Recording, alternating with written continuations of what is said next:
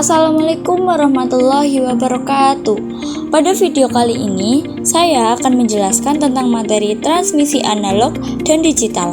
Sebelumnya, perkenalkan nama saya Salsa Syifadiah Pramesti dari absen 33 kelas 11C. Langsung saja ke materinya.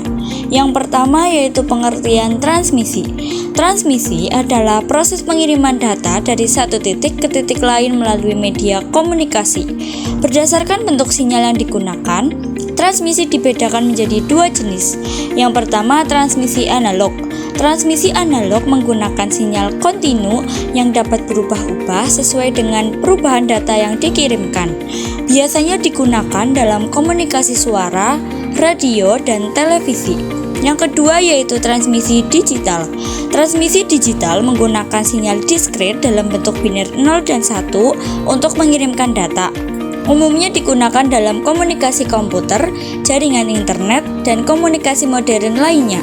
Yang kedua yaitu perbedaan tipe sinyal analog dan digital. Tipe sinyal analog yaitu biaya yang lebih murah, kurang efisien bila digunakan untuk data, dirancang untuk suara atau voice, rentan terhadap kesalahan atau error, kecepatannya relatif rendah, overhead tinggi, dan tiap sinyal analog bisa dikonversikan dalam bentuk digital.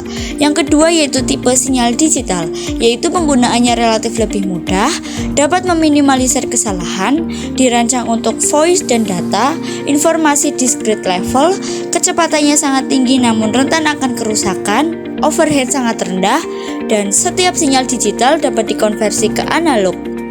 Yang ketiga yaitu kelebihan dan kekurangan transmisi analog dan digital. Keunggulan transmisi analog yang pertama sederhana dalam implementasi, dan yang kedua cocok untuk komunikasi suara dan musik berkualitas tinggi tanpa konversi digital. Kekurangan transmisi analog yang pertama rentan terhadap gangguan dan noise, dan yang kedua sulit untuk dikompresi dan dikodekan.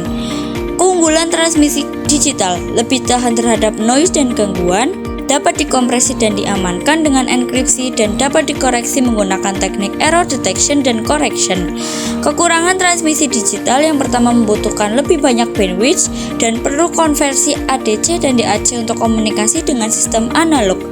Dan yang terakhir yaitu contoh transmisi analog dan digital. Contoh transmisi analog yang pertama radio AM atau FM. Sinyal suara dikirim dalam bentuk gelombang elektromagnetik kontinu. Yang kedua televisi analog. Sinyal gambar dan suara dikirim melalui gelombang radio. Yang ketiga telepon kabel lama atau PSTN. Suara dikirim dalam bentuk gelombang analog. Yang keempat rekaman kaset dan vinil. Data suara disimpan dalam bentuk sinyal analog. Yang kedua contoh transmisi digital. Yang pertama internet dan jaringan komputer. Data dikirim dalam bentuk biner 0 dan 1. Yang kedua televisi digital, DFB, T2, IPTV, dan streaming menggunakan sinyal digital untuk gambar dan suara berkualitas tinggi. Yang ketiga radio digital, DAB, streaming, dan podcast. Suara dikodekan dalam format digital. Dan yang keempat telepon seluler dan VoIP. Suara dikonversi menjadi sinyal digital untuk dikirim melalui jaringan. Sekian materi yang dapat saya sampaikan. Mohon maaf bila masih banyak kesalahan. Terima kasih. Wassalamualaikum warahmatullahi